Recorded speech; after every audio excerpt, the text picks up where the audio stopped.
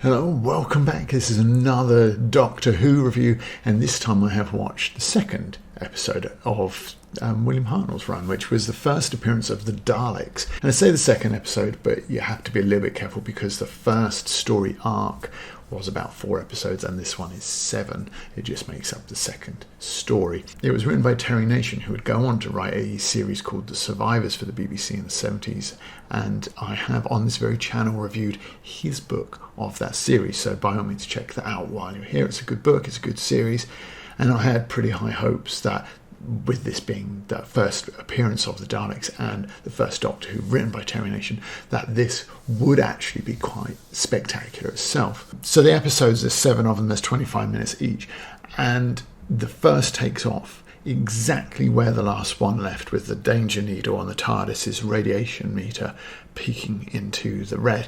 However, that isn't something that they come back to in the first episode, which is mostly devoted to the Doctor and Ian kind of discussing the humans want to just go home, but the Doctor is resolutely determined to explore. And in fact, you could make more of this because it could take on that sort of Lost in Space sort of feel where they actually require something.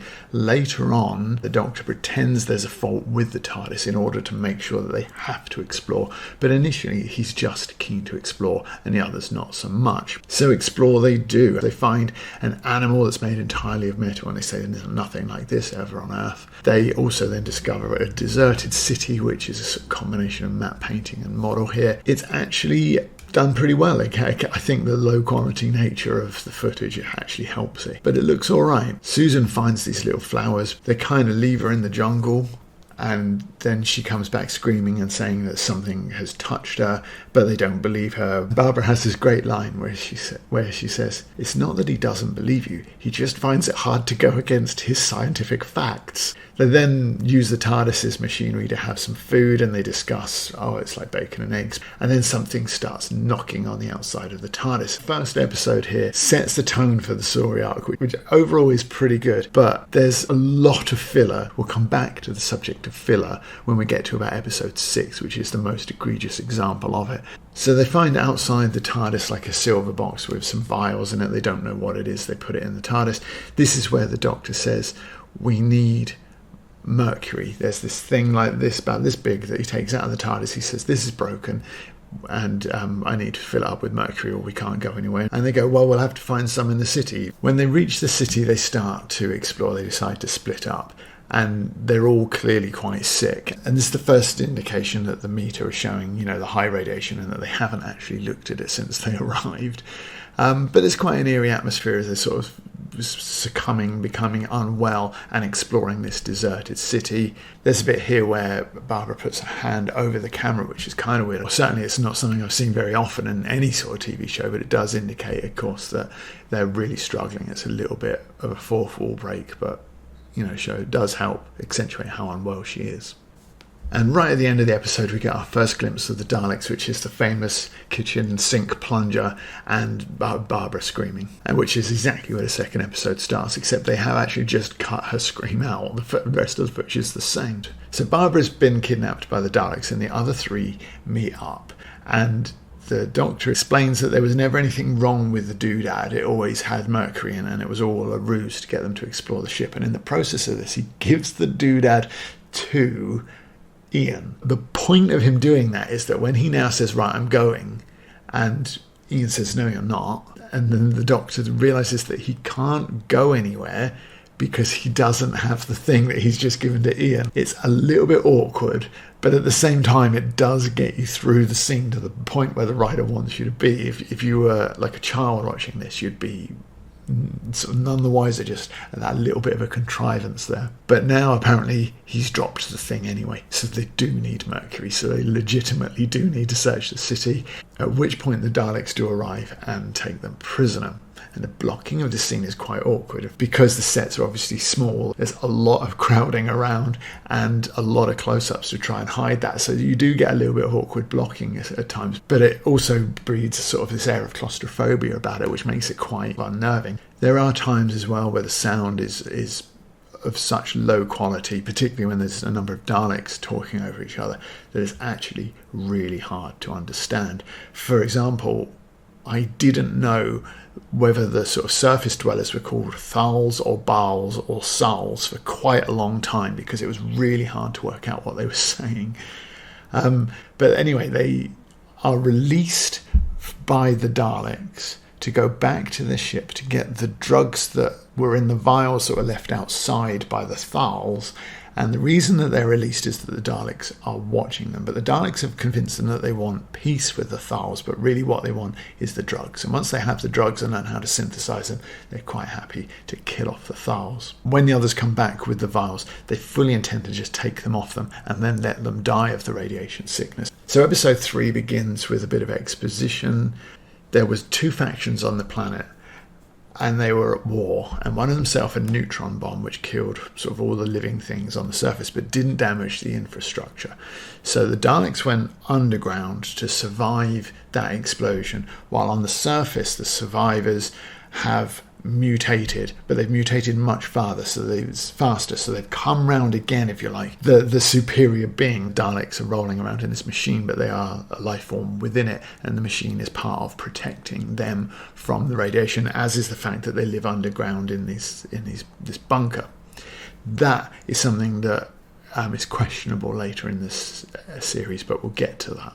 She's very rapidly back with the others and sort of imprisoned, and you're like, okay, that's like a real jump. Like, it feels like there's a couple of scenes missing, which, given that what we've already said about some blatant filler, that's a little bit of a surprise. But she announces that the Thals need food, which is why they're prepared to deal with the Daleks, who have perfected the art, if you like, of growing food in their bunker using artificial suns. And there's a bit here which, again, we talked about filler. This bit is one of the women Thals is talking to the man, and she says, oh, girls aren't allowed to have an opinion. Better to let a man deal with it.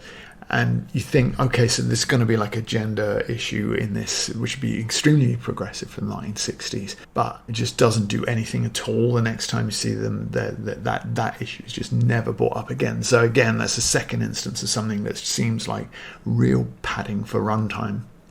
But the Daleks are actually watching them all the time, so they know what's going on.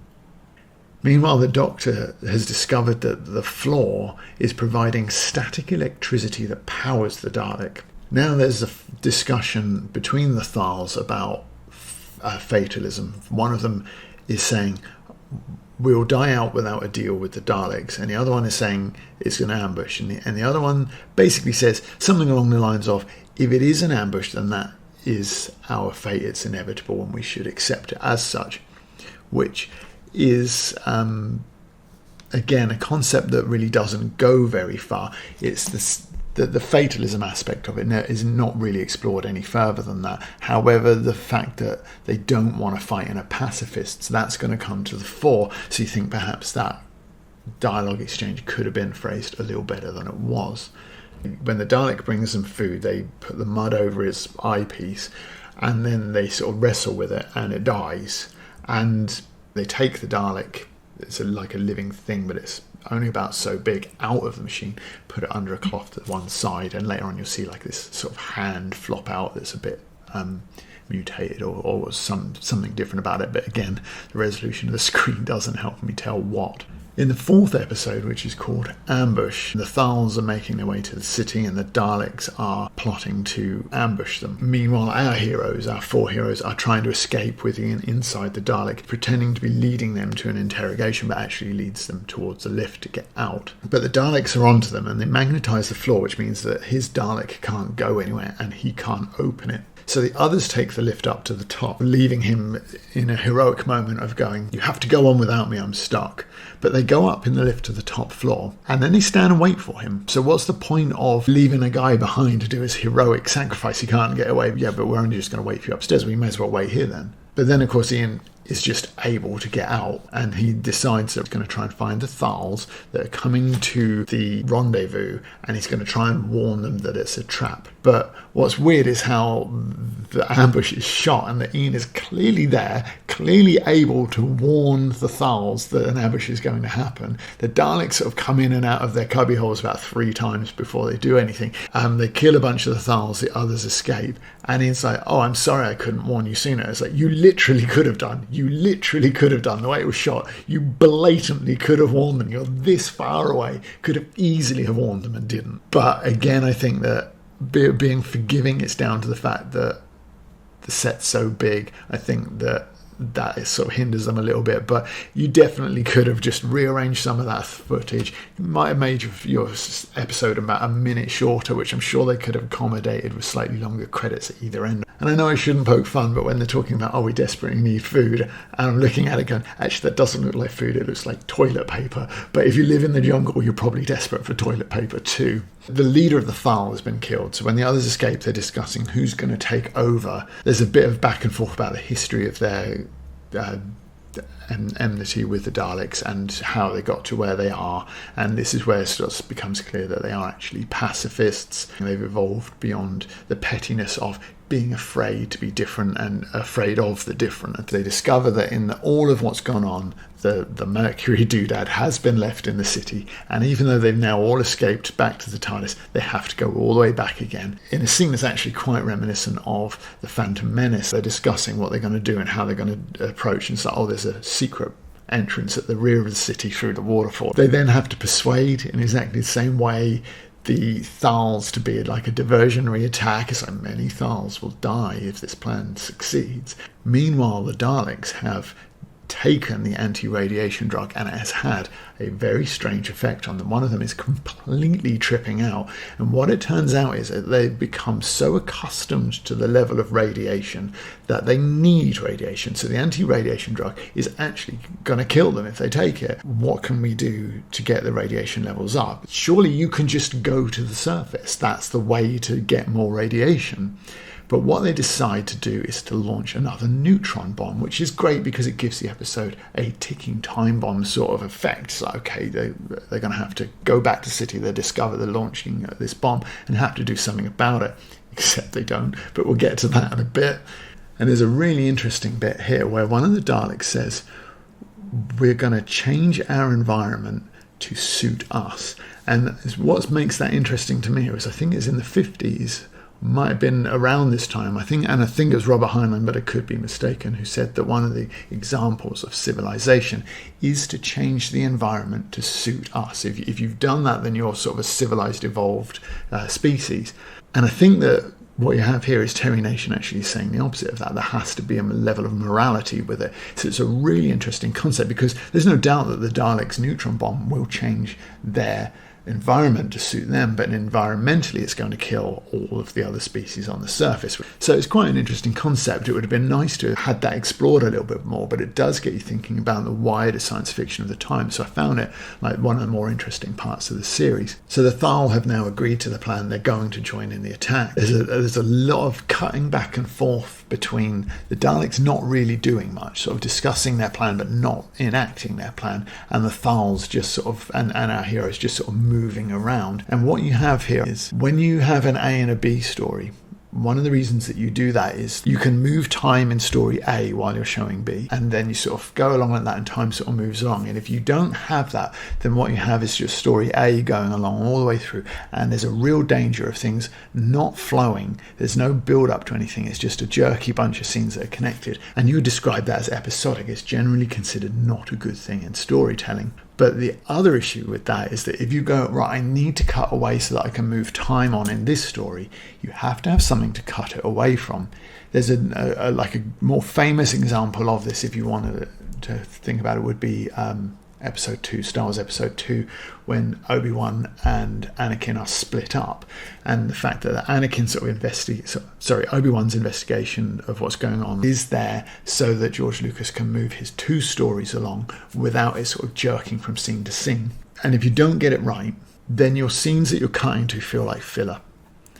And there's a degree of that in this episode and in the one after. So they go through the swamp, and one of them is caught in a whirlpool and does die. But they're also like, oh, we're just going to make camp here. The end of this episode and pretty much the whole of the next one is the point at which the story really started to drag. I actually described the next episode ordeal as being just outright boring. It is boring.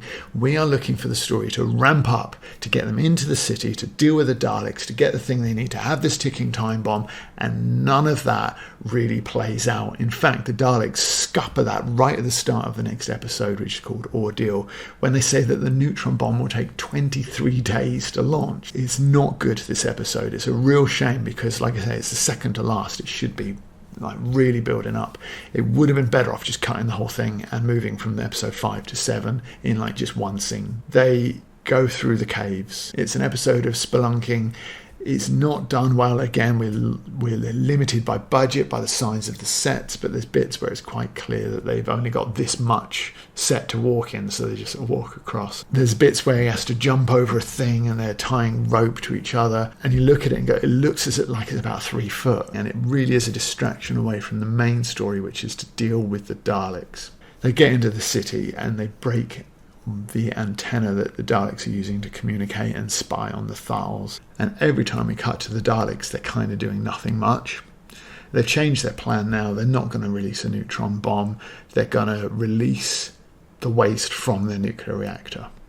Okay, but you could have just done that at the point where you're saying there's a neutron bomb. You could have just said, we'll release the waste from a nuclear reactor. It would have had the same effect.